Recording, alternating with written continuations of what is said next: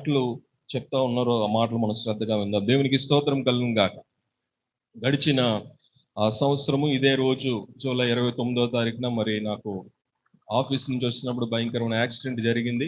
ఇదే రోజు కరెక్ట్గా సంవత్సరం అవుతా ఉంది. మళ్ళీ తిరిగి ఈ సంవత్సరం వచ్చేసరికి ఆయన సన్నిధిలో ఉండి ఆయన వాక్యాన్ని అందించడానికి దేవుడు ఇచ్చిన కృపను బట్టి దేవునికి స్తోత్రాలు చెల్లిస్తున్నాను. హల్లెలూయా, హల్లెలూయా. మరి మీరందరూ సంఘ బిడ్డలు, సేవకులు నా పట్ల చూపించిన ప్రేమ, మీరందరూ చేసిన ప్రార్థనను బట్టి దేవుడు అద్భుతంగా నన్ను స్వస్థపరిచి నన్ను ఆయన తన పనిలో అలా ముందుకు నడిపిస్తున్న విధానాన్ని బట్టి కూడా ప్రభుకి మహిమను చెల్లిస్తున్నాను. దేవునికి స్తోత్రం కలుగుగా. మన జీవితంలో పడుతున్న కొన్ని దెబ్బలు దేవుడు దాన్ని గొప్ప పాఠంగా మనకు నేర్పించి ఇంకా ఉన్నతమైన శిఖరాలకు తీసుకెళ్ళడానికి అది దోహదపడుతుంది. దేవునికి స్తోత్రం కలుగునుగా. హల్లెలూయా. కొన్నిసార్లు మన జీవితంలోకి వస్తున్న శ్రమలు కానీ, ఇబ్బందులు, ఇరుకులు, నష్టాలు కూడా అవన్నీ కూడా మన జీవితంలో చాలాసార్లు అనుకుంటాం, అన్ని కలిగి ఉన్నాను, అన్ని చేస్తున్నాను దేవుడి కోసం, నాకు ఎందుకు ఇలాగవుతుందో అని అనుకుంటాం. కానీ దేవుడు చూడండి, ఆయన కుమారుడై ఉండి కూడా తాను పొందిన దెబ్బల చేత విధేయత నేర్చుకున్నాడు, తాను పడిన బాధ చేత ఆయన విధేయత నేర్చుకున్నాడు అని దేవుని వాక్యం సెలవిస్తా ఉంది. హల్లెలూయా. ఆయన ఎందుకు దెబ్బలు తిన్నాడు అని అంటే మన కోసమే. ఆయన ఎందుకు శ్రమపరచబడ్డాడంటే మన కోసమే. ఆమేన్. ఈరోజు మెసేజ్ టైటిల్ వచ్చేసి నేను నా సొత్తు కాదు దేవుని సొత్తు. చెప్పండి. ఈరోజు మెసేజ్ టైటిల్ నేను నా సొత్తు కాదు దేవుని సొత్తు. ఇంకా సాక్ష్యం క్లుప్తంగా చెప్తా అనుకున్నాను కానీ సమయం లేదు కాబట్టి, దేవుడు అన్నిటిని బట్టి నన్ను స్వస్థపరిచి విలువైన రక్షణ పాత్రలుగా నన్ను నా కుటుంబాన్ని ఉంచినందుకు ప్రభుకి మహిమను చెల్లిస్తున్నాను. హల్లెలూయా, హల్లెలూయా. ఈరోజు మెసేజ్ టైటిల్ వచ్చేసి నేను నా సొత్తు కాదు దేవుని సొత్తు. దేవునికి స్తోత్రం కలుగును గాక. చూడండి, 1 కొరింథీయులకు రాసిన పత్రిక 6వ అధ్యాయము 19-20 వచనాలు మనము చదువుకుందాం. 1 కొరింథీయులకు రాసిన పత్రిక 19వ అధ్యాయము. మీ దేహము దేవుని వలన మీకు అనుగ్రహింపబడి మీలోను పరిశుద్ధాత్మకు ఆలయమై ఉన్నదని మీరు ఎరుగరా? మీరు మీ సొత్తు కారు, విలువ పెట్టి కొనబడిన వారు గనుక మీ దేహముతో దేవుని మహిమపరచుడి. ఆమేన్. హల్లెలూయా. మనం చదువుకున్న చూడండి, 1 కొరింథీయులకు రాసిన పత్రిక 6వ అధ్యాయము 19వ మాట. ఆమేన్. మీ దేహము దేవుని వలన మీకు అనుగ్రహించబడింది, మీలో ఉన్న పరిశుద్ధాత్మకు ఆలయం ఉన్నదని మీరు ఎరుగరా? మీరు మీ సొత్తు కారు, విలువ పెట్టి కొనబడిన వారు గనుక మీ దేహంతో దేవుని మహిమపరచు. అందరూ కూడా కళ్ళు మూసుకుందాం, చిన్న ప్రార్థన చేసుకుందాం. ప్రేమ మా మంచి పరలోకపు తండ్రి, మీకు స్తోత్రాలు చెల్లిస్తున్నాం. మేమందరము నీ వారము నాయన. ఈ 4వ రోజు ఉపవాస కూడికలో ప్రభువా మీరు నడిపిస్తున్న విధానాన్ని బట్టి మీకు స్తోత్రాలు చెల్లిస్తున్నాం. మీ నమ్మదగిన ప్రేమను బట్టి, మీ నమ్మదగిన కృపను బట్టి మీకు వేలాది వందనాలు చెల్లిస్తున్నాం. ఇదిగో నాయన, ఎప్పుడు లేనట్టుగా ప్రభువా ఈ 7 దినాలు ప్రభువా ఆయన ఈ పరిచర్యలు జరుగుతున్న ఉపవాస కూడికలు బట్టి మీకు వందనాలు. అంతకన్నా ముఖ్యంగా నీ బిడ్డలకు ఉన్న సమర్పణ బట్టి నాయన స్తోత్రం. నాయన మాలో ఆ మొదటి ప్రేమను, మొదటి స్థితిని, మొదటి ఆశీర్వాదాలన్నీ కూడా స్వతంత్రించుకునేలాగిన ప్రత్యేకంగా ఈ కూడికల ద్వారా ఆత్మీయ ఉజ్జీవం ప్రతి ఒక్కరు పుట్టినట్టుగా మీరు కృప చూపించమని ఈ సమయంలో నీ వాక్యం ద్వారా మా అందరితో మాట్లాడి బలపరిచి ధైర్యపరచమని యేసు నామములో ప్రార్థిస్తున్నాము తండ్రి. ఆమేన్. చెప్పండి. ఈరోజు మెసేజ్ టైటిల్ ఏంటండి? నేను నా సొత్తు కాదు దేవుని సొత్తు అయి ఉన్నాను. ఆమేన్. హల్లెలూయా. మనం మన దేహంతో ఏం చేయాలంట? చెప్పండి. మన దేహంతో ఏం చేయాలంట? దేవుణ్ణి మహిమపరచాలి. ఆమేన్. ఇప్పుడు చదువుకున్న మాట దగ్గరికి మరలా వద్దాం. ఒక సందర్భాన్ని మీకు గుర్తు చేయాలని నేను ఇష్టపడుతూ ఉన్నాను. ఈ మాట చూడండి, రాజులు రాసిన గ్రంథము 2వ రాజులు 6వ అధ్యాయము. 2వ రాజులు 6వ అధ్యాయము. ఈరోజు ముఖ్య అంశము, ముఖ్య సందేశము దీనిలోనే దాగింది. 2వ రాజులు 6వ అధ్యాయము 1-7 వచనాలు త్వరగా మనం చదువుకుందాం. దయచేసి లత ఎలక్ట్ గా ఉండమ్మా. దయచేసి త్వరగా రిఫరెన్స్ చదవడానికి సహాయం చేయండి. అంతటా ప్రవక్తల శిష్యులు ఎలీషా యొద్దకు వచ్చి, ఇదిగో నీ యొద్ద మాకున్న స్థలము ఇరుకుగా ఉన్నది, నీ సెలవైతే మేము యోర్దాను నదికి పోయి తలయొక్కములను అచ్చటి నుండి తెచ్చుకొని మరి ఒక చోట నివాసము కట్టుకుందామని మనవి చేయగా అతడు వెల్లుడని ప్రత్యుత్తరం ఇచ్చెను. ఒకడు దయచేసి నీ దాసులమైన మాతో కూడా నీవు రావాలని కోరగా అతడు నేను వచ్చేదనని చెప్పి వారితో కూడా పోయాను. వారు యోర్దానుకు వచ్చి మ్రానులు నరుకుచుండిరి. ఒకడు దూలం నరుకుచున్నప్పుడు గొడ్డలి ఊడి నీటిలో పడిపోగా వాడు, అయ్యో నా ఏలినవాడా, అది ఎరవు తెచ్చినదని మొరపెట్టను గనుక ఆ దైవజనుడు అది ఎక్కడ పడినని అడిగాను. వాడు అతనికి ఆ స్థలమును చూపింపగా అతడు కొమ్మ ఒకటి నరికి నీళ్లలో వేయగా గొడ్డలి తేలెను. అతడు దానిని పట్టుకొనమని వానితో చెప్పగా వాడు తన చేయి చాపి దానిని పట్టుకొనెను. దేవుడు ఈ వాక్య పఠనాన్ని దేవుడు దీవించును గాక. గట్టిగా చెప్పాలి హల్లెలూయా, హల్లెలూయా. 2 Kings chapter 6 verse 1 to 7 మనం చదువుకున్నాం. 2వ రాజుల 6వ అధ్యాయం 1 నుంచి 7 వచనాలు. మీరందరూ కూడా జాగ్రత్తగా ఫోన్స్ అన్ని సైలెంట్ లో పెట్టుకుని నా వైపు చూడండి. ప్రవక్త ఇక్కడ అంతట ప్రవక్తల శిష్యులు ఎలీషా యొద్దకు వచ్చి, ఇదిగో నీ యొద్ద మాకున్న స్థలము ఇరుకుగా ఉన్నది, మాకు నీ సెలవైతే మేము 2వ వచనంలో యోర్దాను నదికి పోయి తల యొక్క మ్రాను అచ్చటి నుండి మేము తెచ్చుకొని మేమేం చేస్తామంటే మరి ఒక చోట నివాసము కట్టుకుంటామని మనవ చేశారు. ఇప్పుడైతే దైవ సేవకులు అభిషక్తులని పిలువబడుతున్నారు కానీ దేవుని బిడ్డలారా, ఆ రోజుల్లో ప్రవక్త కంటే చాలా విలువ ఉండేది. ప్రవక్త అంటే ఎటువంటిది కూడా అత్యాశకు పోకుండా చాలా కఠినంగా ఉండేవాడు ప్రవక్త అంటే. ఒక సందర్భాన్ని మీకు గుర్తు చేయాలంటే, ఆ నయమాను గారు ఎలీషా ద్వారా యోర్దాను నదికి పోయి 7 మార్లు మునిగిన తర్వాత స్వస్థత పొందుకున్న తర్వాత అతను తీసుకువచ్చిన బహుమానాలన్నీ కూడా ఎలీషా గారి దగ్గర తీసుకొచ్చినప్పుడు ఆయన అన్నాడు ఒక మాట, యెహోవా జీవముతోడు నా దేవుని తోడు చెప్తున్నాను, నేనేమి కూడా నీ దగ్గర నుంచి తీసుకుని వెళ్ళిపోను అన్నాడు అంతే. కానీ వెనకాల ఉన్న వ్యక్తి వాటిని ఆశపడ్డాడు. అంతా నిక్కస్గా ఉండే ప్రవక్తల్లో ఒక ప్రవక్త ఎలీషా ప్రవక్త. దేవునికి స్తోత్రం కలుగునుగా. ఇప్పుడు ఈయన శిష్యులు, ఆ ప్రవక్త యొక్క శిష్యులు ఇతని దగ్గరికి వచ్చి, నీ సెలవైతే మేము ఎక్కడికి వెళ్దాం చెప్పండి, యోర్దాను నదికి పోయి మేము ఏం కొట్టుకొని వస్తాము, తల యొక్క మ్రాను అచ్చటి నుండి తెచ్చుకొని మరి ఒక చోట మేము నివాసం కట్టుకుంటామని మనవి చేస్తే, ఒకడు దయచేసి నీ దాసులమైన మాతో కూడా నీవు రావాలని కోరగా అతడు నేను వచ్చేదనని చెప్పి ఆ ప్రవక్త గారు కూడా వాళ్ళతో వెళ్ళడం జరిగింది. వారితో కూడా పోయిన వారు యోర్దాను వచ్చి మ్రానులు నరుకుచున్నప్పుడు 5వ వచనం, ఒకడు దూలము నరుకుచున్నప్పుడు గొడ్డలి ఊడి నీటిలో పడిపోగా వాడు, అయ్యో నా ఏలినవాడా, అది ఎరువు తెచ్చినదని మొర్రపెట్టెను. దేవునికి స్తోత్రం కలుగును గాక. ఇప్పుడు ఎరువు అంటే ఏంటి మీరు చెప్పాలి. ఎరువు అంటే ఏంటండి? మరి అరువు అంటే ఏంటి అంటే నాకు క్లారిటీ ఇవ్వండి. అరువన్నా ఒకటేనా, ఎరువన్నా ఒకటేనా? అరువు అంటే ఏంటి చెప్పండి, ఎరువు అంటే ఏంటి చెప్పండి. అరువు అంటే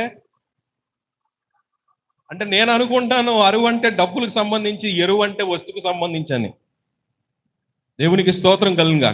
గమనించాలి, అరువు అంటే డబ్బులకు పెట్టేది, ఎరువు అంటే వస్తువుకు సంబంధించినది. ఇప్పుడు దేవుని బిడ్డలారా గమనించండి అందరూ కూడా. ఇప్పుడు గొడ్డలి ఎరువు తెచ్చింది. చెప్పండి, గొడ్డలి ఎరువు తెచ్చింది. ఈ ఎరువు తెచ్చిన గొడ్డలి ఏమైపోయిందంటే, ఇప్పుడు వీళ్ళు ఎలీషా ప్రవక్త దగ్గర ఉన్న పక్కన మేము కూడా నివాసాలు కట్టుకుందామని చెప్పి ఈ ప్రవక్త అనుమతిని తీసుకొని, చూడండి గమనించండి, ప్రవక్త దైవజనుడు ఎప్పుడైతే అనుమతి ఇచ్చాడో అప్పుడే వీళ్ళు పని చేయడానికి ముందుకు వెళ్ళారు. సొంత ప్రయత్నం చేయలేదు, సొంత మాటలు తీసుకోలేదు, సొంత ఆలోచనతో ముందుకెళ్ళలేదు. దైవజనుడు ఏమైతే ఆ ప్రవక్త వాళ్ళతో చెప్పాడో ఓకే అని చెప్పిన తర్వాత వీళ్ళు వెళ్ళి ప్రారంభించారు. అక్కడ కొడుతున్నప్పుడు గొడ్డలు ఊడి చెరువులో పడిపోయింది. నది అంటే యోర్దాను నదిలో పడిపోయింది. ఆమేన్. ఇప్పుడు ఈ సంగతి ఎలీషా గారు చెప్పారు, అయ్యా నేను నరుకుతున్నప్పుడు గొడ్డలి ఊడి పడిపోయింది, ఇది ఎరువు తెచ్చింది అని అంటున్నాడు. ఎరువు అని అంటే సొంతది కాదు, మరి ఎవరిదే? వేరొకరిదే. ఇప్పుడు వేరొకరిది అంటే మరి ఎలాగిది? పోనీ మనదైతే అది వదిలేస్తాం, పోన్లే పోతే పోనే. మరి ఎరువు తెచ్చింది, మరి ఏం చేయాలి? అప్పుడు ఎలీషా గారు అని అంటున్నారు ఒక మాట, అవునా అలా జరిగిందా? ఏం చెప్పాడు ఆయన? చూడండి ఒకసారి ఆ మాట. అది ఎక్కడ పడిందో వాడు అతనికి ఆ స్థలమును చూపింపగా అతడు కొమ్మ ఒకటి నరికి నీళ్లలో వేయగా గొడ్డలి తేలెను.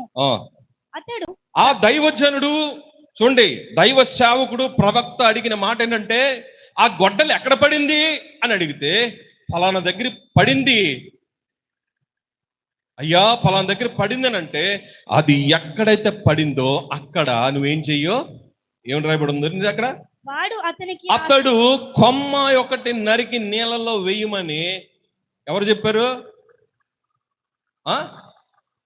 ఎలీషా ప్రవక్త చెప్పాడు. చెప్పినట్టుగానే ఆ కొమ్మ నరికి ఎక్కడైతే గొడ్డలు పడిందో అక్కడ వేసాడు. కొమ్మ మునిగిపోయింది, గొడ్డలు పైకి వచ్చింది. దేవునికి స్తోత్రం కలుగుగా. ఇప్పుడు దీనికి అర్థం మీరు చెప్పండి. హల్లెలూయా. కొమ్మ పడితే గొడ్డల పైకి రావడం ఏంటి మర్మం ఏంటి అసలు? అవునా? అది సాధ్యమేనా? చెప్పాలి. ఈ తర్వాత ఈ ముందుకు వెళ్ళిపోతే ఇంకా టాపిక్ ఎక్కడ లేదో. మరి ఏంటి దీని సంగతి? గొడ్డలు మునిగిపోయింది, అది ఎరువు తెచ్చింది, సొంతది కాదు. ప్రవక్త ఏమో నువ్వు కొమ్మయ్య అన్నాడు. కొమ్మ వేసిన తర్వాత గొడ్డల పైకి వచ్చింది, కొమ్మ మునిగిపోయింది. ఎలా సాధ్యం? గొడ్డలు బరువైంది, లోపలికి వెళ్ళిపోయింది, మునిగిపోయింది, బాగా పడిపోయి. మరి కొమ్మ వేస్తే కొమ్మ మునిగిపోయి గొడ్డల పైకి ఎలాగొచ్చింది? ఈ విషయం మీద మనం ధ్యానిద్దాం ఈరోజు. దేవునికి స్తోత్రం కలుగునుగా. హల్లెలూయా, హల్లెలూయా. దీనికి ఉన్న మర్మం ఏంటంటే దేవుని బిడ్డలారా, ఇందాక మనం చదివే 1 కొరింథీయుల్లో, ఈ దేహము మనకి ఎరువుగా ఉన్నది. చెప్పండి, ఎలాగుంది ఈ దేహం? మనకి ఏమనుందంటో తెలుసా? దేవుని వాక్యంలో ఈరోజు అంశం ఏంటో తెలుసా? నేను నా సొత్తు కాదు, దేవుని సొత్తు. మీ దేహము దేవుని ఆలయము, మీ సొత్తు కాదది. ఈ దేహంతో మీరు ఎవరిని మహింపరచాలి? దేవుని మహింపరచాలి. ఈ దేహం మంద కాదండి. ఆయన ఎందుకు ఈ దేహాన్ని మనకి ఇచ్చాడంటే, అతను పెట్టిన జీవాత్మ కొన్ని రోజులు ఈ దేహంలో ఉండి మరలా మనం ఈ మట్టిలో కలిసిపోయిన తర్వాత తన ఆత్మ తన దగ్గరికి చేరాలన్న ఉద్దేశంతో దేవుడు ఈ దేహాన్ని ఎరువుగా ఉంచాడు మనకి. మనం ఎరువు శరీరంలో ఉన్నాం, అద్దె శరీరంలో ఉన్నాం మనం. దేవుని బిడ్డలారా, సొంత శరీరం కాదు. సొంత శరీరం ఇది నాది, నా ఇష్టం అని అనుకోవడానికి లేదు. దేవుడు ఒక ఉద్దేశంతో దేవుడు ఈ లోకంలో నిన్ను పుట్టించాడు. తన దేహం ఇది, తన ఇచ్చిన దేహము. ఈ దేహంతో తనను మహింపరచాలి. ఎరువు దేహం, అద్దె దేహంలో మనం బ్రతుకుతున్నాం. ఇది ఆయనది. ఇది ఆమేన్, హల్లెలూయా. ఎవరు ఈ కొమ్మ? ఎవరు ఈ కొమ్మ? హల్లెలూయా. ఈ ఎరువు దేహము లోకమనే మురికి నీటిలో మునిగిపోవడం వల్ల లేత కొమ్మ వలన స్వరూపమైనను సొగసైనను లేనివాడుగా నా యేసుక్రీస్తు లేత కొమ్మ వలె ఆయన మునిగిపోయి నీకు నాకు నిత్య జీవాన్ని వచ్చాడు. చప్పలు కొడుతూ ప్రభువును మహిమపరచండి. హల్లెలూయా, హల్లెలూయా. ఈ లోకం అనే నీటిలో, మురికి నీటిలో మనం మునిగిపోయాం. చేసిన పాపాలు, దోషాలు, శాపాలు, శిక్ష, ఇవన్నిటిని బట్టి, మన అవిధేయతను బట్టి, ఈ దేహంతో చేస్తున్న కార్యాలను బట్టి లోకంలో మునిగిపోతున్నప్పుడు దేవుని బిడ్డలారా, ఆయన కొమ్మవలే, లేత కొమ్మవలే ఈ మురికి నీటిలోకి వచ్చి ఆయన మన కోసం మునిగిపోయి గొడ్డల్ని పైకి తేల్చాడు. అంటే మనల్ని ఆయన దేవుడు పైకి ఎత్తాడు. దేవునికి స్తోత్రం కలుగునుగా. హల్లెలూయా, హల్లెలూయా. మనల్ని పైకెత్తడానికి ఆయన మునిగిపోయాడు. మనల్ని పైకెత్తి మంచి వాసనగా మార్చడానికి ఆయన మురికివాడిగా మారిపోయాడు. దేవుని బిడ్డలారా, నమ్మిన వారి స్తోత్రం చెప్పండి. హల్లెలూయా. ఏం తప్పు చేశాడు ఆయన? ఏం తప్పు చేశాడని ఆయన మరణం చెందాలి? అసలు పరిశుద్ధుడైన దేవుడే, పాపం లేనివాడే, ఎవడు కూడా ఆయన మీద పాపం ఉందని నిరూపించలేకపోయాడే. అలాంటి వ్యక్తి ఎందుకు మనుషుల కోసం చనిపోయాడంటే, ఎందుకంటే ఈ ఎరువు దేహం, ఆయన పెట్టిన ఆత్మ మళ్ళీ ఈ దేహం ఉన్నంత వరకు ఆయన మహింపరిచి ఆనందించి ఆయనకి ఇష్టమైన బిడ్డగా నువ్వు ఉన్నప్పుడు దేవుని బిడ్డలారా, ఒక మాట చూపిస్తాను చూడండి. బైబిల్ గ్రంథంలో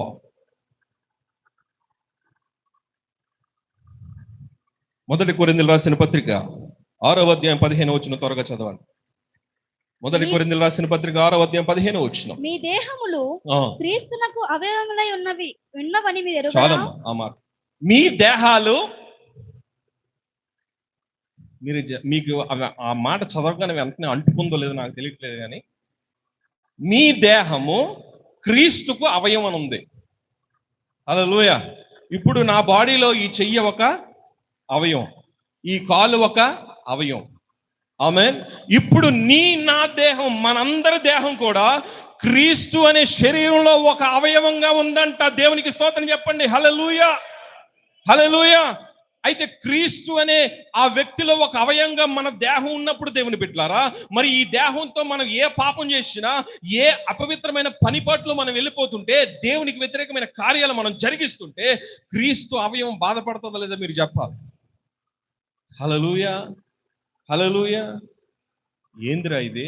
గొడ్డలు మునిగిపోవడం ఏంట్రా? కొమ్మ ఇగానే కొమ్మ మునిగిపోయి మళ్ళీ గొడ్డల పైకి తేలడం. ఎస్, అది ఎంత ఆశ్చర్యంగా అనిపిస్తుందో. ఈ రోజు పాపం లేనివాడుగా, పవిత్రుడుగా, నిష్కలము, ఏ ఏ ఏ మచ్చ డాగు లేనివాడుగా నా ప్రభువైన యేసుక్రీస్తు ఈ లోకానికి వచ్చి పాపము మురికిలో ఉన్న నిన్ను నన్ను పైకెత్తడానికి లేత కొమ్మ వలె ఆయన మునిగిపోయాడు. దేవునికి స్తోత్రం కలుగును గాక. నిన్ను నన్ను పైకెత్తడానికి, నీ కన్నీరు నా కన్నీరు తొడవడానికి, అపవాది చేతుల్లో బాధింపబడుతున్న మనల్ని ఆయన ఏం చేయాలనుకున్నాడు? యెషయాలో మంచి మాట ఉంటుంది, చూడండి ఒకసారి. ఆ మాట చదవండి, ఎంత అద్భుతంగా ఉంటుందంటే. చూడండి, యెషయా రాసిన గ్రంథము 61వ అధ్యాయం, ఐజియా చాప్టర్ 61 verse 8. యెషయా రాసిన గ్రంథం 61వ అధ్యాయం 8వ వచనం చదవండి ఒకసారి. న్యాయము చేయుట యెహోవానగు నాకు ఇష్టము, ఒకడు అన్యాయము. ఆ మాట అండర్లైన్ చేసుకోవాలి. యెషయా 61:8లో ఒకడు అన్యాయముగా ఒకని సొత్తు పట్టుకొనుట, ఒకడు సొత్తు పట్టుకొనుట నాకు అసహ్యము. ఎస్, ఎవరు చెప్తున్నారు ఆ మాట? ఎవడైనా ఒకడు అన్యాయంగా ఒకని సొత్తు పట్టుకొని వెళ్ళిపోతే అది నాకు ఏమవుతుందంట? అసహ్యం నాకు.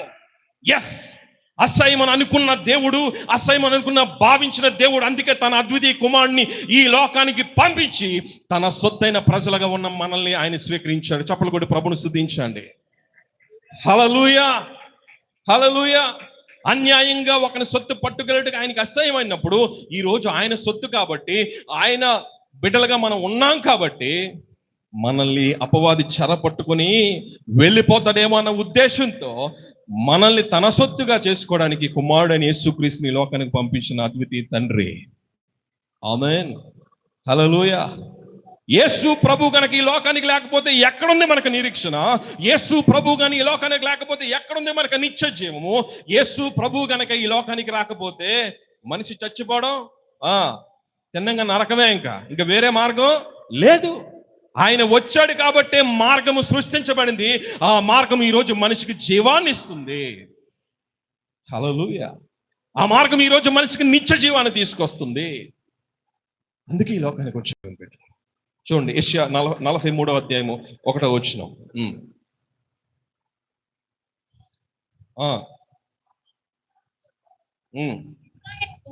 నిన్ను నిర్మించువాడు ఇలాగ సెలవిచ్చున్నాడు, నేను నిన్ను విమోచించి ఉన్నాను, భయపడకుము, పేరు పెట్టి నిన్ను పిలిచి ఉన్నాను, నీవు నా సొత్తు.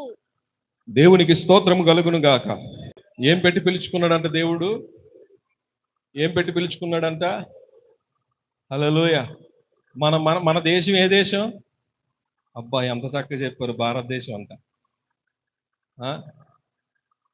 మన ఏ వాసులం? మనం పరలోక వాసులం. చెప్పండి, ఏ వాసులం? మనం పరలోక వాసులం. మీరు అనుకోవచ్చు కొన్నిసార్లు, ఎంత జనాభా ఉన్నారు, దేవుడు ఏదో సృష్టించాలని అనుకుంటారు. కానీ అంత పెద్ద మహాదేవుడు నీ తల్లి గర్భంలో ఒక్కొక్కరు ఇక్కడ ఉన్న ఒక్కొక్కరిని కూడా చెప్తున్నాను, అందరినీ కలిపి చెప్పలేదు. అంత పెద్ద మహాదేవుడు పరలోకంలో తన సింహాసనం మీద కూర్చొని నీ తల్లి గర్భంలోనికి ఇంకా నువ్వు రాకమునిపే పలానా వ్యక్తిని పలానా పలానా పలానా అని చెప్పి ఆ గొప్ప స్థలంలో ఉండే దేవునికి ఆలోచన పుట్టించే బిడ్డగా నువ్వు ఉన్నావు. దేవుని బిడ్డ, ఎంత గొప్ప ధన్యత. ఆమేన్, హల్లెలూయా. బైబిల్ గ్రంథంలో చాలా చోట్ల మన యాత్రికులము పరదేశులము అని ఉంటది. అంటే ఒక విధంగా చెప్పాలంటే అద్దెకున్నాం మనం. ఏమున్నాం మనం? ఇంట్లో అద్దెకున్న వాళ్ళు ఇక్కడ చాలా మంది రెంటలు కొంటున్నారు, కానీ దేహం అద్దెకు ఉంది ఇప్పుడు మనకి ఇక్కడ. ఆమేన్. ఈ రెంట కట్టుకోక, ఈ రెంట కట్టలేక నా యేసు ప్రభు తన రక్తం ద్వారా రెంట కట్టాడు. దేవునికి స్తోత్రం కలుగును గాక. ఆయన విలువ పెట్టి తన రక్తం ఇచ్చి మనకు రెంట కట్టడం ద్వారా, మనకు అద్దె చెల్లించడం ద్వారా ఈ విలువైన రక్షణ మనకు వచ్చింది. దేవుని బిడ్డ, మన రెంట ఆయన పే చేశాడు. హల్లెలూయా, అపవాది నానా రకాలుగా నువ్వు రెంటేం పే చేయొద్దులే, నాతో తిరుగు, అక్కడికి రా, ఇక్కడికి రా, చివరికి నరకని తీసుకెళ్తాను రా అంటే ఆయన అలా కాదు. నా బిడ్డలకి స్వచ్ఛమైన నా బిడ్డలకి నేను నియమించుకున్న ఒక స్థలం ఉంది, ఒక వాసం ఉన్నది. అక్కడికి తీసుకుని నా బిడ్డలు నాతో రావాలని చెప్పి మీరు ఆలోచన చేయండి. ఒకసారి ఊహించుకోండి, దేవుడు మానవుడైపోయి ఈ లోకానికి రావడం ఏంటి? హల్లెలూయా.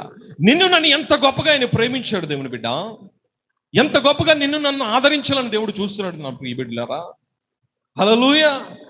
అయ్యో మీరు అనుకోవచ్చు, ఆయన ప్రభు ఆ తండ్రి కుమారుడుగా వచ్చాడు కాబట్టి ఆయన శిలువేసినప్పుడు, మేకలు కొట్టినప్పుడు అంత బాధ తెలియదేమో అని అనుకోవచ్చు. కానీ అలాగనే దేవుని వాక్యం చెప్పట్లేదు, రక్త మాంసంలో ఆయన పాలిభాగస్తుడిగా ఉన్నాడంట. హల్లెలూయా. అంత గొప్పగా దేవుడు నిన్ను నన్ను ప్రేమించాడు దేవుని బిడ్డ. నీవు నీ సొత్తు కాదు. ఎవరు సొత్తు? విలువ పెట్టి కొనబడిన యేసుక్రీస్తు సొత్తు అయిన ప్రజలు మనం. దేవునికి స్తోత్రం కలుగునుగా. హల్లెలూయా. ఈ రోజు నా విశ్వాస లెవెల్ ఈ 7 రోజుల్లో ఎలా మారిపోవాలని దేవుడు కోరుకుంటున్నారంటే, ఈ 7 రోజులు కూడిక అయిపోయిన తర్వాత ఒక శ్రమ రావచ్చు, ఒక ఇబ్బంది రావచ్చు, ఒక నిరుత్సాహంతో కలిగించే పరిస్థితులు నీ జీవితంలోకి రావచ్చు, వ్యాపారంలో చిన్న తేడాలు రావచ్చు, ఉద్యోగంలో కొంచెం మార్పులు రావచ్చు. ఏది జరిగినా సరే ఈ 7 రోజుల ఉపవాస కూడికల ద్వారా నీ విశ్వాస లెవెల్ ఎలా మారిపోవాలంటే, ఏది ఏమైనా సరే నా తండ్రి నాతో ఉన్నాడన్న ధైర్యం నీకు ఉండాలి. అది నిజమైన విశ్వాసం. అది ఎలా జరుగుతుందో తెలుసా? చూసారా, 4 రోజులు బట్టి ఇలా ప్రార్థనలు మనం కలిసి చేస్తుంటే ఏదో పండగ వాతావరణంలా ఉంది. నీకు ఉంటది బాబా, పక్కనే కదా ఇల్లు. మీరు అనుకోవచ్చు పక్కనే కదా ఇల్లని. కంగారుగా మా వాళ్ళు కూడా లైవ్ చూస్తున్నారు లేదు నాకు తెలియదు, కానీ కంగారుగా కరెక్ట్గా 4:30 అయ్యేసరికి, శ్రీను ఇది చెయ్యమ్మా కొంచెం, అయ్యో 6 గంటలకల్లా వెళ్ళాలి, అక్కడ కుర్చీలు వేయాలి, తొడాలి, అన్ని సరదాలి, టెన్షన్ వస్తున్న ఫంక్షన్, అయ్యో ప్రభు పని ముందుకెళ్ళాలి. హల్లెలూయా. మీరు అనుకోవచ్చు ఇక్కడ అన్ని కూడా మళ్ళీ రెడీ మళ్ళీ నైట్ టైం పడుకోవట్లేదు సమయానికి. ఎందుకో తీసిన వీడియోలు ఇలాగొచ్చి ఈ పెట్టాలి. కానీ దేవుని కృప ఏంటంటే, ఆయన పని ఏం చేసినా సరే ఎంత కృపనిస్తాడండి ఆయన. హల్లెలూయా.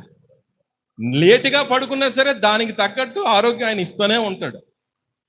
మీరు ఇలాగా మనం 7 రోజులు పెట్టాం, కానీ ఇది ఇలాగ ఒక 40 రోజులు పెట్టుకున్నా సరే మన ఇంట్లో వాషింగ్ మిషన్ పోదు, మన ఇంట్లో ఏసీ పోదు, మన ఇంట్లో ట్యాపులు పోవు, ఏవి పోవు.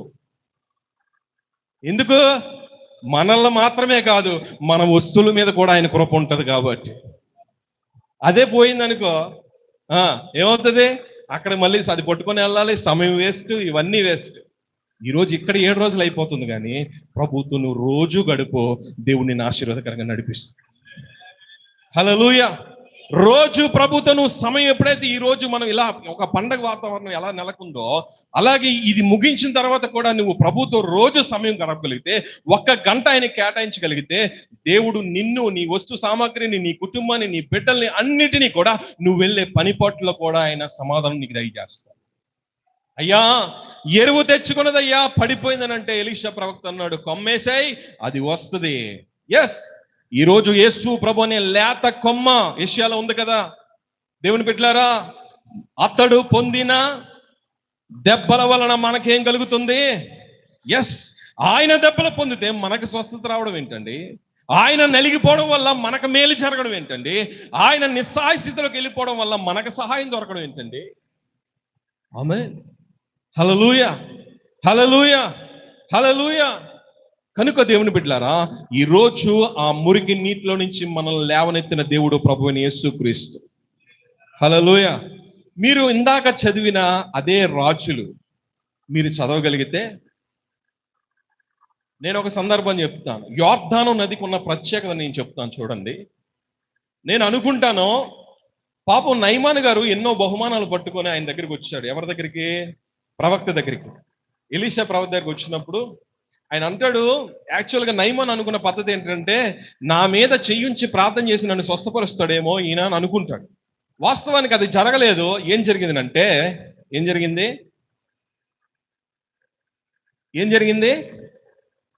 యోర్దాను నదికి వెళ్ళి నువ్వు 7 మార్లు ములుగు అని అన్నాడు. నేను మిమ్మల్ని అడుగుతున్నా, 7 మార్లు ఎందుకు మురగాలి? 1 మారు ములిగితే ఎందుకు స్వస్థత రాదు? ఈ కోటాలు ఒకరోజు పెట్టవచ్చు, 7 రోజులు ఎందుకు పెట్టాం మనం? హల్లెలూయా.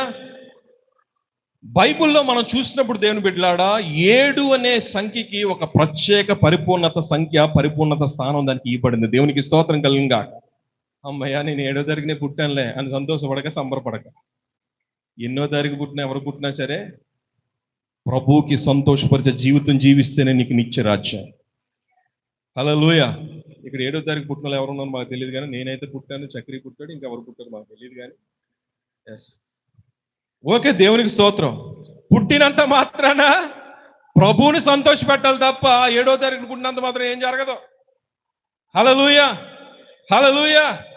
7 మార్లు మునుగును వెళ్ళాను అన్నాడు ఎలీషా ప్రవక్త. అప్పుడు ఇతను అంటాడు, మా ఊర్లో నదులు లేవనా, చెరువులు లేవా, నుయ్యిలు లేవా, అక్కడ మునగలేనా? ఇంత బాధపడి ఇక్కడికి వచ్చిన తర్వాత అక్కడికి వెళ్ళమంటాడు ఏంటి? నాకు అవసరం లేదని చెప్పి వెళ్ళిపోతాను బయలుదేరితే. అయ్యా, అతను ఏమైనా ఇంకేమైనా చేసేమన్నాడా? మునిగేద్దాం, ఇప్పుడు ఏమైంది అని అంటే, ఎప్పుడైతే 7 మార్లు మునిగాడో స్వస్థత శీఘ్రంగా లభించింది. ఎందుకు నయమానికి 7 మార్లు మునిగినప్పుడు స్వస్థత వచ్చిందో తెలుసా? లేత కొమ్మ అదే యోర్దాను నదిలో పడింది కాబట్టి స్వస్థత శీఘ్రంగా లభించింది.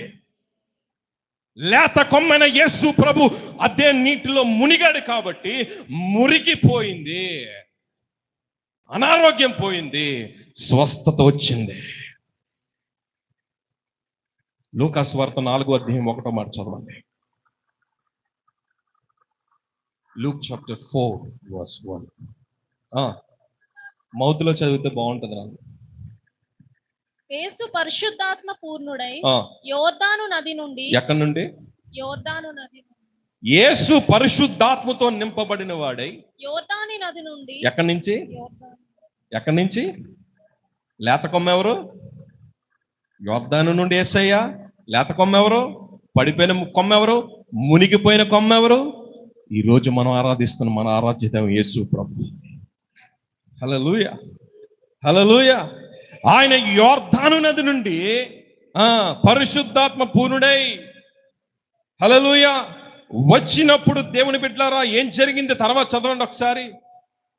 యోర్దాను నది నుండి తిరిగి వచ్చి 40 దినములు ఆత్మ చేత అరణ్యములో నడిపింపబడి అపవాది చేత శోధింపబడుచుండెను. హల్లెలూయా.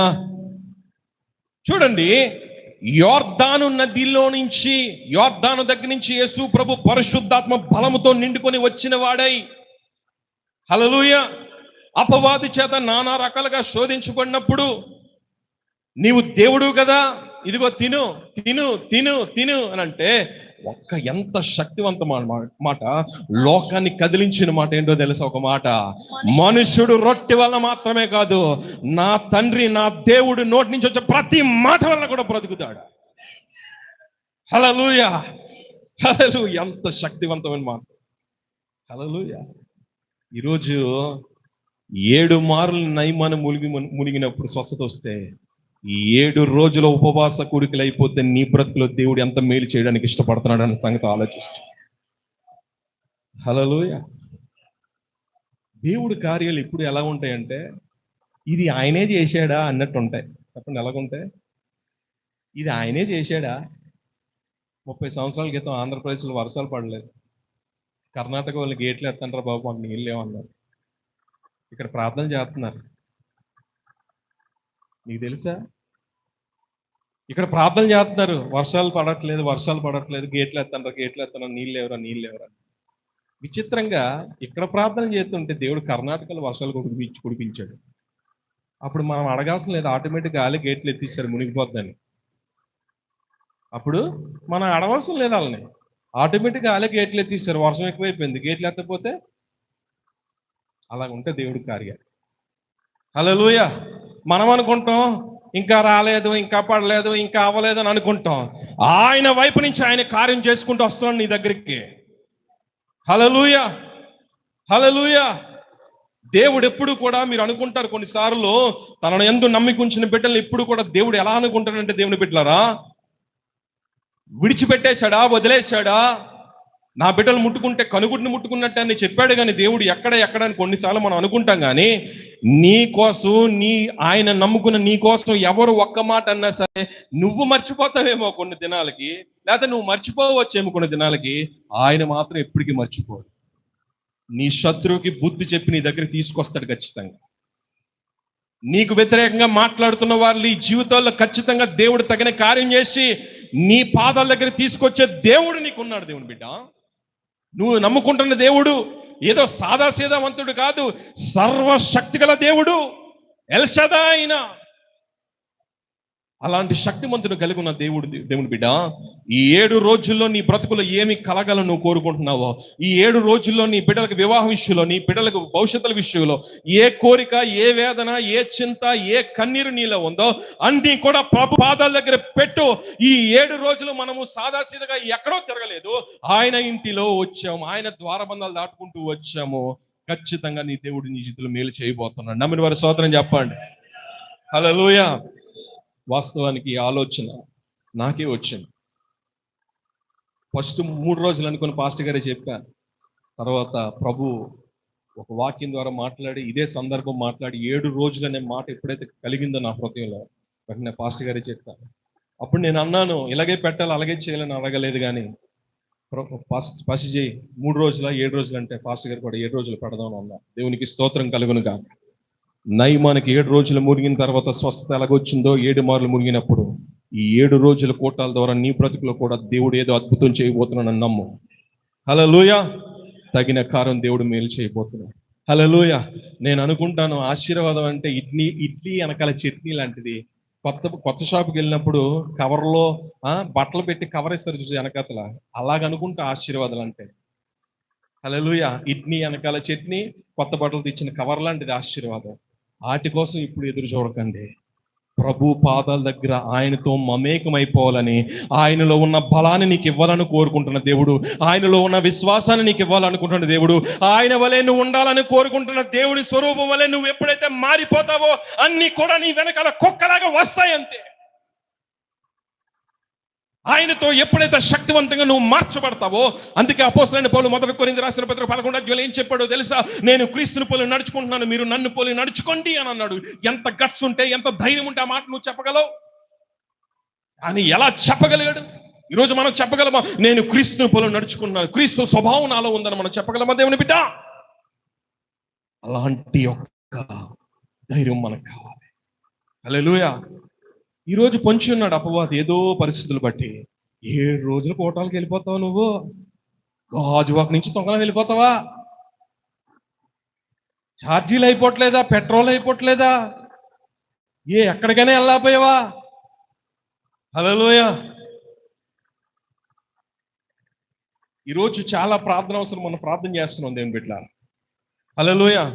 పాస్టర్ గారు మనం చెప్పినట్లుగా మనం అడగక ముందు మన అక్కర్లు దేవుడికి తెలుసు. ఆమేన్. ఎస్. కానీ ఆయన పాదాల దగ్గర మనము అన్ని కూడా ఆయన పాదాల దగ్గర పెట్టినప్పుడు దేవుడు 7 రోజులు చేసిన ప్రార్థనలు కూడా మనం ఆయన పాదాల దగ్గర 7 మార్లు 7 రోజులు పెడతానే ఉన్నాము. మన ప్రభువైన యేసుక్రీస్తు అన్ని కూడా సాధ్యపరిచే దేవుడు కాబట్టి. హల్లెలూయా. హల్లెలూయా. ఈరోజు ఇక్కడ ఉన్న వారు ఎవరైనా సరే మేలు కోసం అనుకోని కాకండి. నాలో ఆత్మీయమైన ఉద్యమం కోసం నేను ఈ రోజులు వస్తున్నాను అనుకోండి. నాలో ఒక ఆత్మీయమైన విశ్వాసము, ఆ మొదటి స్థితి, ఆ మొదటి విశ్వాసము, ఆ మొదటి ప్రేమ నాలో మరలా పుట్టాలి. ప్రభుకి సమీపంగా నేను చేర్చబడాలి. కాబట్టి ఈ 7 రోజులు ఉజ్జీవ కూడికల్లో, ఉపవాస కూడికల్లో నేను పాలుభాగస్తులుగా ఉంటున్నాను అనే కోరిక నీలో ఎప్పుడైతే కలుగుతుందో దేవుని బిడ్డలారా, ఆయనతో బంధాన్ని నువ్వు ఏర్పరచుకో చాలు. ఆశీర్వాదాలు అనేవి ఏం చెప్పాను నేను? నువ్వు ఏది అనుకుంటున్నావు అవన్నీ కూడా నేను వెనకాల వస్తూనే ఉంటాయి. నీ బిడ్డలు దీవించాలి చూసా అన్ని విషయాలు కూడా ఆయన దీవిస్తూనే ఉంటాడు. ఇందాక ఒక మాట చెప్పాను ఏంటో తెలుసా? దేవుడు అన్ని కూడా సాధారణంగా చేయడు, అసాధారణంగా చేస్తానని చెప్పి. హల్లెలూయా. మీరు అనుకోవచ్చు లక్కీకి, లేకపోతే శశికి, లేకపోతే ఇంకా ఎవరైనా బిడ్డలకి ఇంకా స్వస్థత సంపూర్ణంగా శీఘ్రంగా ఎందుకు రాలేదని మనం అనుకోవచ్చు. కానీ దేవుని తలంపు ఏంటో తెలుసా? వాళ్ళకున్న ఆ స్థితిలోనే వాళ్ళని దేవుడు ఎంతో గొప్ప చేయాలని దేవుడు కోరుకుంటున్నాడు. హల్లెలూయా. మొన్న సిస్టర్ దెబోరా గారికి బ్లడ్ చెక్ చేసుకున్నప్పుడు 4 పాయింట్లు ఉందంట. ఆ డాక్టర్స్ దగ్గరికి వెళ్ళినప్పుడు అసలు ఎలా ఉన్నారు మీరు? 4 అండి బాబు, ఏంటి ఇలాగుందేంటి? ఆవిడకి ఏం అనిపించట్లేదు దేహంలో. నేను అన్నాను, అది దేవుడు జరిగిస్తున్న కార్యం. అవిశ్వాసులకి, అన్యులకి ఏమనుకుంటుందంటే ఇంత ఉండాలి, ఇంత లేకపోతే ఎలాగా, ఇంత లేకపోతే నువ్వు పడిపోతావు అన్నట్టుగా ఉంటాయి. కానీ ఆయన బ్లడ్ తక్కువ ఉంటే ఏంటి, నేను నిన్ను సజీవురాలుగా నడిపిస్తున్నా లేదా ఉన్నది ఆయన కాన్సెప్ట్ అది. హల్లెలూయా, హల్లెలూయా. దేవుడు అన్ని కూడా కొన్నిసార్లు దేవుని బిడ్డలారా, ఈరోజు మన లక్కీ విషయంలో దేవుడు అంత అద్భుతం చేసినప్పుడు దేవుని బిడ్డలారా, ఎంత గొప్ప విషయం అది దేవుని బిడ్డలారా. హల్లెలూయా. నేను అంటున్నాను, ఇప్పుడు వాళ్ళకున్న స్థితిని బట్టి దేవుడు వారి పట్ల ఏ కార్యాలు చేయాలో అంతవరకు హెచ్చించుకొని తీసుకెళ్తాడు. కానీ ఒక విషయం విశ్వాసంతో చెప్తున్నాను, వాళ్ళకి రావాల్సిన స్వస్థత ఖచ్చితంగా వచ్చే తీరుతుంది. దేవునికి స్తోత్రం కలుగును గాక. హల్లెలూయా. కానీ నీకు ఒక సాక్ష్యం ఉంటుంది, ఏంటో తెలుసా? అయ్యో, ఈ పరిస్థితుల్లో, ఈ చూపు సరిగా లేని సమయంలో, వినికిడి సరిగా లేని సమయంలో దేవుడు ఎందుకు ఇలాగ ఉంచేసాడని మనం అనుకుంటాం. కానీ ఆ స్థితి వాళ్ళకు ఉంచి కూడా దేవుడు వారి చదువుల్లో దీవించి గొప్ప చేసి ఇలా ఉన్నా సరే అంత దీవించాడే అనే ఒక సాక్ష్యం నీకు ఇవ్వడానికి దేవుడు ఇప్పటి వరకు అలా నడిపిస్తున్నాడు. కానీ రానున్న కొన్ని రోజుల్లోనే దేవుడు ఖచ్చితంగా చెయ్యాల్సిన స్వస్థత కూడా చేయబోతున్నాడు. ఆమేన్, హల్లెలూయా. వాళ్ళ పట్లే కాదు, ఎవరి పట్లైనా సరే దేవునికి స్తోత్రం కలుగును గాక. హల్లెలూయా. మొన్న ప్రార్థనా అవసరతలు చాలా మంది ఇచ్చారు, 2 బుక్లు కూడా అయిపోయాయి. చాలా విషయాలు ప్రార్థన చేస్తుంటూ వచ్చాం. మా జాషువా వాళ్ళ మమ్మీని అడిగాడంట, మమ్మీ ఏంటి ఇలా స్లిప్పులు రాస్తున్నారు అని. అంటే పరిస్థితులను బట్టి అందరూ కూడా, అంకుల్స్ ఆంటీ అన్నయ్యలు అందరూ కూడా ప్రేయర్ రిక్వెస్ట్ రాస్తే ప్రార్థన చేయడానికి రంటే, అయితే నాది కూడా ఒకటి ఉంది రాసుకో మమ్మీ అంటే, ఏంటన్నాడు తెలుసా? స్కూల్ పర్మనెంట్ గా సెలవు ఇచ్చినట్టు ప్రార్థన చేయండి అన్నాడంట. స్కూలు పర్మనెంట్ గా క్లోజ్ అయిపోయినట్టు ప్రార్థన చేయండి అని స్లిప్ లో రాయమన్నాడంట. ఇంకా అంతకన్నా ఎక్కువ చెప్పను, ఎందుకంటే మీరు నా కొడుక్కి నాకు పొలలు పెట్టేస్తున్నారు చాలా మంది. ఏమవుతుందంటే బయటికి వెళ్ళిన తర్వాత, మీ డాడీ నీ కోసం మాట్లాడాడు తెలుసా లోపల. ఏం మాట్లాడావు డాడీ అని పడుకున్నప్పుడు అడుగుతున్నాడు. మళ్ళీ ఇంకెందుకన్నా నేను ఎక్కువ మాట్లాడినా. దేవునికి స్తోత్రం కలుగును గాక. కొన్ని రిఫరెన్స్ చూపించి, ఆ సేవకుడు కూడా, దైవ సేవకుడు మన మధ్యలో ఉన్నారు కాబట్టి చూడండి దేవుని బిడ్డలారా. ఇంకొక మాట పరిశుద్ధ గ్రంథాల నుంచి మనం ఇప్పుడు చదివిన లూకా సువార్తలో 4వ అధ్యాయం 1వ వచనం. ఇప్పుడు యెషయా రాసిన గ్రంథము 64వ అధ్యాయము 4వ వచనం చదవండి. Isaiah chapter 64 verse 4. యెషయా 64:4. తన కొరకు కనిపెట్టు వారి విషయమై, విషయమై నీవు తప్ప తన కార్యము సఫలము చేయు మరి ఏ దేవుడు ఎవరు ఏ కాలమున చూచి ఉండలేదు. దేవునికి స్తోత్రము కలుగును గాక. హల్లెలూయా, హల్లెలూయా. తన కొరకు కనిపెట్టు వారి విషయమై నీవు తప్ప కార్యము సఫలము చేయు మరి ఏ దేవుని ఎవడును ఏ కాలమున కూడా చూచున్నాడు. దేవునికి స్తోత్రం కలుగును గాక. హల్లెలూయా. దేవుని బిడ్డ, ఈరోజు ఏ కార్యం కోసం నువ్వు కనిపెడుతున్నావో అన్నిటినీ కూడా నా దేవుడు నీ జీవితంలోనికి సమృద్ధిగా తీసుకురావడానికి ఇష్టపడుతున్నాడు. అన్నిటినీ కూడా నా దేవుడు చేయాలని కోరుతా ఉన్నాడు. హల్లెలూయా. ఇది 7 రోజులు అయిపోయింది. రానున్న రోజుల్లో 40 రోజులు పెట్టినా, ఇంకెన్ని రోజులు నా ప్రభు సన్నిధిలో ఉండాలని నువ్వు కోరుకుంటున్నా సరే, అది నీకు ఆశీర్వాదమే, కానీ ఏ కీడు కూడా నీకు అంటదు. దేవునికి స్తోత్రం కలుగునుగా. హల్లెలూయా, హల్లెలూయా. అంత గొప్ప దేవుణ్ణి మనం కలిగి ఉన్నాం. చూడండి, 1 పేతురు రాసిన పత్రిక 4వ అధ్యాయం 19వ వచనం. త్వరగా వెళ్దాం. 1 పేతురు రాసిన పత్రిక 1 పేతురు 4వ అధ్యాయం 19వ వచనం. కాబట్టి దేవుని చిత్త ప్రకారము బాధపడువారు సత్ప్రవర్తన గలవారై నమ్మకమైన, అక్కడి నుంచి అండర్లైన్ చేసుకోండి. 1 పేతురు 4:19. నమ్మకమైన సృష్టికర్తకు తమ ఆత్మలను అప్పగించుకొనవలెను. దేవునికి స్తోత్రం కలుగును గాక. చెప్పండి, ఎలాంటి సృష్టికర్త అయినా? నమ్మకమైన సృష్టికర్తకు తమ ఆత్మలను అప్పగించుకోవాలి. ఆత్మలను అప్పగించుకోవాలంటే ఎరువు శరీరము, అరువు శరీరము, అద్దె శరీరంలో మనం ఎలా బ్రతకాలి? ఈ మురికి శరీరం కోసం ఈ మురికి శరీరం, ఈ మురికి గొడ్డల కోసం మునిగిపోయిన ప్రభుకి ఇష్టలుగా ఎప్పుడైతే బ్రతుకుతామో అప్పుడు నమ్మకమైన సృష్టికర్త మన ఆత్మలను స్వీకరిస్తాడు. దేవునికి స్తోత్రం కలుగునుగా. హల్లెలూయా. అంటే ఉద్దేశం ఏంటంటే, దేవుడు కొంతకాలము ఈ దేహంలో తన ఆత్మ నుంచి ఆ జీవాన్ని మనలో పెట్టి ఈ లోకంలో ఉంచాడు. ఎందుకోసం ఉంచాడు? ఆయన కొరకు పని చేయాలని, ఆయన కొరకు నువ్వు పాట పాడాలి, ఆయన సువార్త, ఆయన ప్రేమను, ఆయన పనిలో నువ్వు వాడబడాలని, నువ్వు వెదజల్లాలని ఆయన నిన్ను ఈ లోకంలో ఈ దేహ ఆకారంలో నిన్ను పెడితే, తన జీవాన్ని పెట్టి మనమేం చేస్తున్నామంటే మురికిని అంటించుకుని మునిగిపోతే లేత కొమ్మ వలె వచ్చిన యేసయ్య మళ్ళీ మనల్ని తిరిగి లేపాడు. దేవునికి స్తోత్రం కలుగునుగా. హల్లెలూయా, హల్లెలూయా, హల్లెలూయా. ప్రేమ చాలా గొప్పది దేవుడి, చాలా గొప్పది ఆయన ప్రేమ. హల్లెలూయా. ఎంత అసలు ఆ ప్రేమను మనం వర్ణించలేం దేవుడి. ఈరోజు ఇంకా చాలా మంది రక్షించబడలేదు. దేవుడు నిన్ను నన్ను మన కుటుంబాలు ఎందుకు ముందుగా ఏర్పరచుకున్నాడో తెలుసా? ఆయన పని విషయంలో, అన్ని విషయాల్లో కూడా ఆయనకు మహిమకరంగా మనం బ్రతుకుతామని. దేవునికి స్తోత్రం కలుగుగా. ఈ దేహములతో దేవుణ్ణి ఆరాధన చేయ. హల్లెలూయా. ఈ దేహంతో ఆయన నామం మహింపరచబడాలి. దేవుని బిడ్డ, ఈ దేహం మన సొత్తు ఏమాత్రం కూడా కాదు. ఒక అతను చుట్ట కాలుస్తూ చర్చిలోకి వెళ్ళి కాలుద్దు కానీ పదనంటే, అది దేవుని మందిరం కదా నేను కాల్చిన అన్నాడా? బయట కాలుస్తాను కానీ దేవుని మందిరంలో కాల్చిన అన్నాను. ఒరే పిచ్చోడా, దేవుని మందిరంలో కాల్చిన అంటున్నావు, బయట కాలుస్తాను అంటున్నావు. అసలు నీ దేహమే దేవుని ఆలయమురా. అసలు నీ దేహమే దేవుని ఆలయము. దాన్నే నువ్వు పాడు చేస్తున్నావు కదా. హల్లెలూయా. నీ దేహంతో దేవుడు ఏం చెప్పాడు? మహిమపరచాలని చెప్తున్నాడు దేవుని బిడ్డ. హల్లెలూయా. చూడండి ఇంకొక మాట, 1 కొరింథీయులకు రాసిన పత్రిక 10వ అధ్యాయము, త్వరగా 5వ వచనం.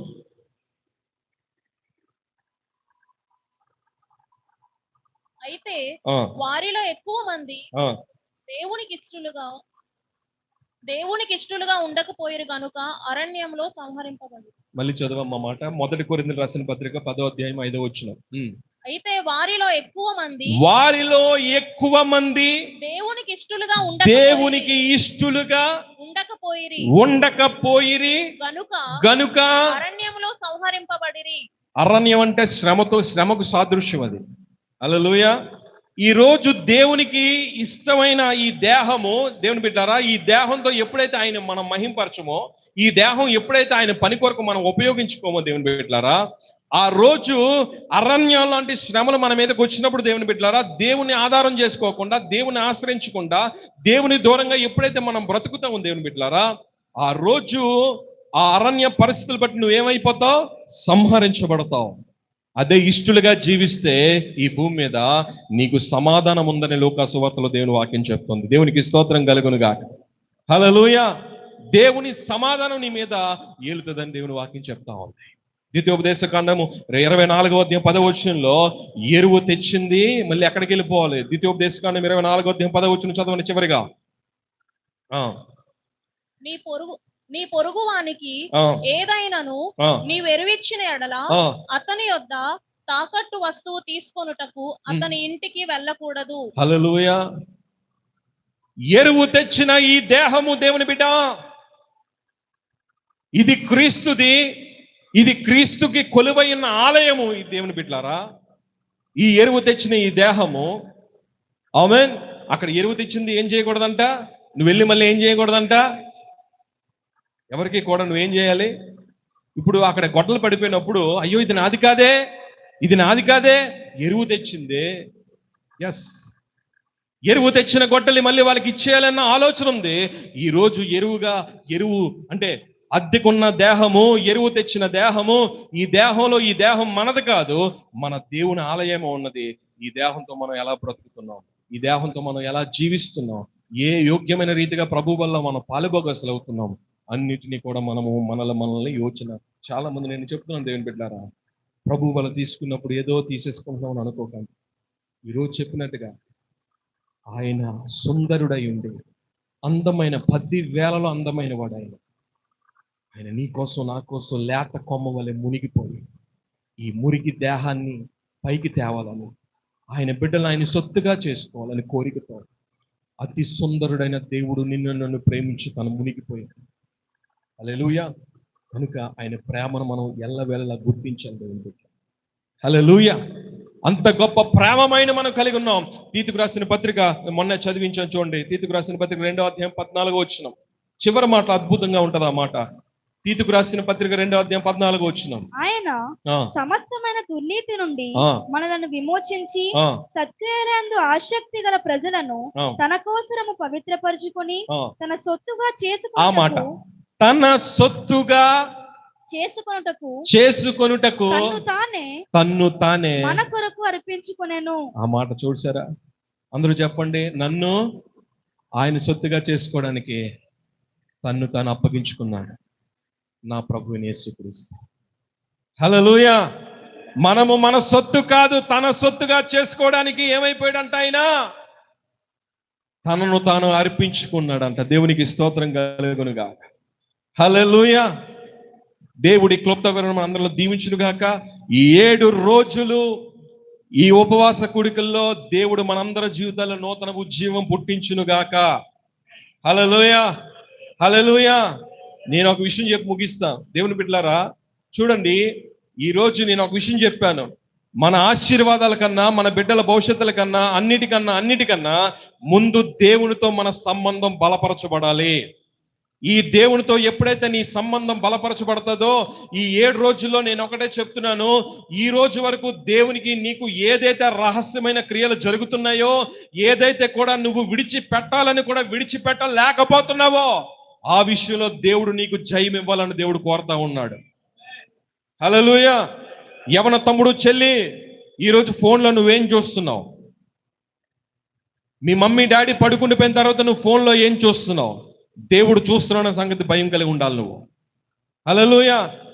ప్రతి ఒక్కరి పట్ల మనం ఎలా నడుచుకుంటున్నాం, ఏం చూస్తున్నాం, ఎక్కడికి వెళ్తున్నాం, ఎలా మాట్లాడుతున్నాం.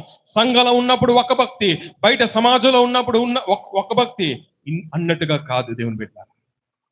కానీ ఒకటి చెప్తున్నాను, దేవుడు మీ అందరి మనలో కూడా విని తగిన ఆశీర్వాదం దేవుడు ఇవ్వబోతున్నాడు దేవుని బిడ్డలారా. హల్లెలూయా. చెప్పండి. మనము ఈరోజు అంశం ఏంటి? మనము నేను నా సొత్తు కాదు, దేవుని సొత్తు అయి ఉన్నాను. దేవునికి మళ్ళీ చెప్పండి. నేను నా సొత్తు కాదు, నేను నా సొత్తు కాదు, నేను నీ సొత్తేగా. పడండి. నేను నా సొత్తు కాదు, నేను నీ సొత్తేగా. నన్ను కన్నావు నా యేసయ్యా, నన్ను కన్నావు నా యేసయ్యా, నీ రక్తమిచ్చి కొన్నావయ్యా, నీ రక్తమిచ్చి విడువను ఎడబాయనని వాగ్దానం చేశావే, విడువను ఎడబాయనని వాగ్దానం చేశావే, నీ రక్తమిచ్చి కొన్నావయ్యా, నీ రక్తమిచ్చి కొన్నావయ్యా, నీ రక్తమిచ్చి కొన్నావయ్యా, నీ రక్తమిచ్చి కొన్నావయ్యా. అందరూ చెప్పండి ఆమేన్. ఆమేన్. ఆ పాట పాడుతుంటే ఎంత సంతోషంగా ఉంది. ఆయన మనల్ని మనం అద్దెకి డబ్బులు కడతాం కానీ రెంట్ ఉన్న ఇంట్లో ఆయన మనకి ఈ అద్దె దేహానికి రక్తం ఇచ్చి మనల్ని సంపాదించాడు. ఆ రక్తము పరిశుద్ధమైనది. హల్లెలూయా. హల్లెలూయా. భర్త ఎప్పుడైనా ఇంటికి వచ్చినప్పుడు దేవుని బిడ్డలారా, భార్య తలుపు తీసిన వెంటనే భర్త అలా సోఫాలో కూర్చొని రాత్రికి అట్లు చెయ్యు, కొత్తిమీర చట్నీ చెయ్యని అన్నప్పుడు మిక్సీ బ్లేడ్ ఇరిగిపోయి 3 రోజుల పాటు చెప్పుతున్నాను, అస్సలు మాట వింటున్నావా నువ్వు అని అనకూడదండి.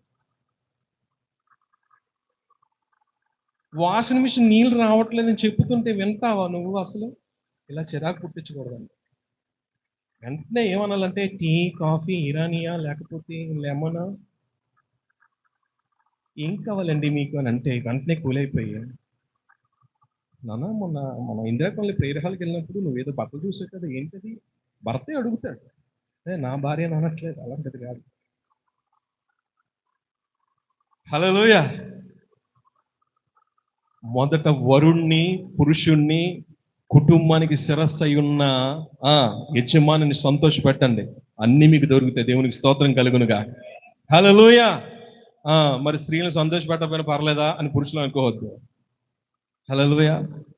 ఎక్కువగా ప్రేమించండి భార్యని. ఆమె నీకు రోజంతా కూడా నీకు వండి, నీ బట్టలు ఉతికి, నీ పిల్లలకి చాకరీ చేసి నువ్వు కష్టపడిందే కష్టం అని ఎప్పుడు అనుకోవద్దు. నీ భార్య కూడా చాలా పని చేస్తుంది ఇంట్లో. ఆమె ప్రేమను కూడా నువ్వు గుర్తించాలి, ఆమెను కూడా నువ్వు భరించాలి, ప్రేమించాలి. అపోస్తలుడైన పౌలు అన్నారు, స్త్రీ బలహీనమైన ఘటమని ఎంచి నువ్వు అన్నిట్లోనూ కూడా తగిన జ్ఞానమందు నడుచుకొని అన్నాడు. హల్లెలూయా, హల్లెలూయా, హల్లెలూయా. నేను చాలాసార్లు చెప్పాను, వధువు సిద్ధపడినప్పుడు దేవుని బిడ్డలారా ఒక పెద్ద ఆవిడ ఉంటుంది. ఆ వధువు సిద్ధపడినప్పుడు విడిది గదిలో అంటది ఒక మాట, ఏయ్ స్వీట్లన్నీ కళ్ళ ముందు ఉన్నాయని ఏది పడితే తినేకో, కడుపు జాడించేస్తుంది. పెళ్లి కుమారుడేమో అక్కడ ఉంటే నువ్వు ఎక్కడ ఉండాలి, జాగ్రత్తగా ఉండు అని ఒక పెద్దావిడ దగ్గరుండి వధువుని సిద్ధపరుస్తుంది.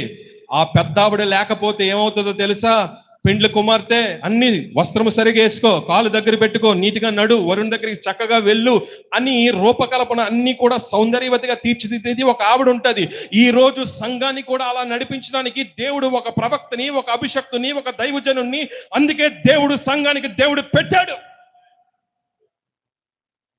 ఎక్కడికైనా వెళ్ళిపోతే నీ ఇష్టం వచ్చినట్టు పారిపోకు, కానీ ఒక మెసేజ్, ఒక మాట దైవజనుడితో చెప్పి నువ్వు వెళ్ళు. దేవుడు ఆ పనిలో నేను ఆశీర్వాదకరంగా నడిపిస్తాడు. దైవజనుడు అంటే, దైవ సేవకుడు అంటే, ప్రవక్త అంటే దేవుని తర్వాత అంతటి వాటిని గుర్తించాలి. హల్లెలూయా, హల్లెలూయా. ఇప్పుడు చూడండి, ఎప్పుడైతే భర్త రాగానే లిస్ట్ అంతా చెప్పి చిరాకు పుట్టిస్తే అవతలకి వెళ్ళా, కష్టపడి వచ్చిన వాడికి ఏదైనా చెయ్యాలని నీకు లేదు, కానీ అన్ని లిస్ట్ అంతా చెప్తావు, నీ భర్తకి ఏమొస్తుంది? ఈరోజు ప్రభు దగ్గరికి 7 రోజులు వస్తున్నాను నా ప్రియ బిడ్డలారా. ఈరోజు నీకు తండ్రికి ఉన్న గోడలు, ఆ మధ్య తెరని అంతా కూడా ఆయన దగ్గర నుంచి రిమూవ్ చేయండి, తొలగించుకోండి. నీకు ఇవ్వాల్సినవన్నీ కూడా నువ్వు చెప్పవసరం లేదు, ఆయనకే గుర్తుంటే నీ జీవితంలో మేలు చేస్తాడు. హల్లెలూయా. భార్య చిరాకు పుట్టిస్తే భర్తకు కొనాలనిపించదు. వరుడైన యేసు ప్రభువును కూడా మనం చిరాకు పెట్టిస్తే, మనం అవిధేయతగా బ్రతికితే ఆయనకి మన బ్రతుకులు ఏమి చేయాలనిపించదు. కానీ ఏ ఉద్దేశంతో నువ్వు సమర్పణలకి 7 రోజులు రావాలనుకుంటున్నావో ప్రభుతో నీ బంధాన్ని సరి చేసుకో. నీవు నీ సొత్తు కాదు, నేను నా సొత్తు కాదు, మనందరం ఆయన సొత్తు. ఆయన మహిమ కొరకు మనం బ్రతుకుదాం, ముందుకు వెళ్దాం. ప్రభు పనిలో జాగ్రత్తగా బలంగా మనం ముందుకు వెళ్దాం. దేవుడు మనందరినీ గొప్ప చేసి దీవించును గాక. గడిగా చప్పలు కూడా ప్రభును స్తుతిద్దాం. చిన్న ప్రార్థన. పరిశుద్ధమైన తండ్రి, మీకు స్తోత్రాలయ్యా. ఇంతవరకు నాయనా స్తోత్రము నాయనా, మీరు ఇచ్చిన సందేశాన్ని బట్టి మీకు వందనాలు ప్రభు. 7 రోజులు కూడా ప్రభువా, ఏ ఉద్దేశంతో అయితే ప్రభువా మీరు నా తండ్రి నాయన ఏర్పాటు చేశారో నాయనా, మనకి 7 మార్లు మునిగినప్పుడు స్వస్థత ఎలాగైతే వచ్చిందో, ఈ 7 రోజులు కూడా నాయనా మా జీవితంలో ఒక మర్చిపోలేని రోజులుగా, ప్రభువుకి సమీపస్తులుగా మారామన్న ఒక నిర్దేశము మాలో కలుగునట్లుగా సహాయము చేసి, అయ్యా మేము అడగక మునిపే మా అక్కర్లు ఎరిగున్న ప్రభువా, మేము చేస్తున్న ప్రార్థన మనములు వింటున్న దేవా, తగిన సమయంలో నీ కార్యాలు జరిగించుకుంటూ నీ నామను మహింపరుస్తావని నమ్ముచ్చు. అయ్యా, ఈ అద్దె దేహానికి నీ విలువైన రక్తం ద్వారా రెంట కట్టి మమ్మల్ని నీ బిడ్డలుగా చేసుకున్నందుకు నీకు వందనాలు చెల్లిస్తూ, యేసు నామములో ఈ వాక్యాన్ని మన ప్రియ బిడ్డలందరిలో దీవించి ఫలింపు చేయమని యేసు నామములో ప్రార్థిస్తున్నాము తండ్రి. ఆహ్వానిస్తున్నాను వచ్చి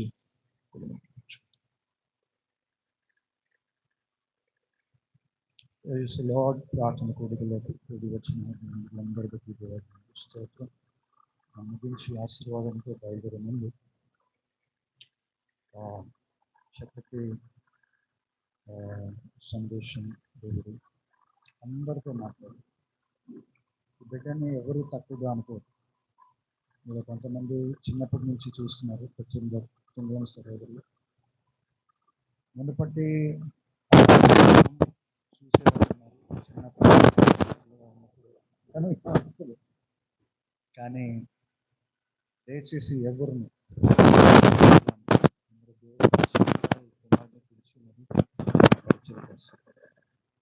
దేవుని ఆత్మ నాకు ఇప్పుడు కాదు, 2014 నాకు ఇది కలిపొచ్చు. ఈ కుమారుడిని బహిరంగ చెప్పారు, మా తర్వాత ఈ పరిచర్య ముందు తీసుకెళ్తారు. ఇప్పటి నుంచే దేవుడు సిద్ధపరచారు, ఇప్పటి నుంచే వాక్యం. నీకు అది జీర్ణం అవ్వకపోతే నేను ఏం చేయలేదు, కానీ ఇది వేస్తాను.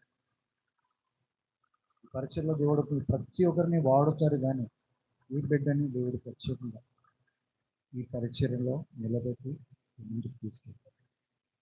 అందుకోసం ఇప్పటి నుంచే దేవుడు వాడు, అందుకోసం ఇప్పటి నుంచే నేను అవకాశం ఇవ్వడానికి, ఇచ్చినా ఇవ్వకపోయినా ఆ అవకాశాన్ని సద్వినియోగం చేస్తాను. సంఘ ప్రజలందరూ అనుభవం కలిగిన వాళ్ళు. అంటే అనుభవం కుమారుడికి లేదు, అనుభవం ఒకటి, అభిషేకం. హల్లెలూయా. సో ఈరోజు కూడా ఇచ్చిన వార్త